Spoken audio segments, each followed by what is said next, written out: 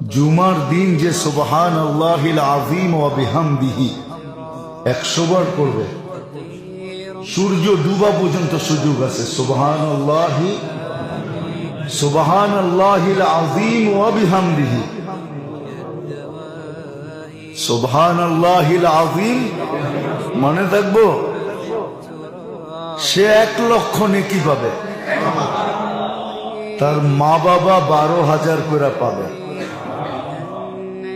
কিতাবে লেখা আছে, এক ছেলে পড়তো, কিছুদিন পরে মা স্বপ্নে দেখছে, মা বলতেছে, বেটা তুই যে পড়তেছিলি প্রত্যেক জুমায়, আর আমি 12,000 করে পাইতেছিলাম, আজকে পুরা হয়ে গেছে, এই জন্য আল্লাহ আমাকে আযাব থেকে খালাসি দিয়ে দিয়েছে।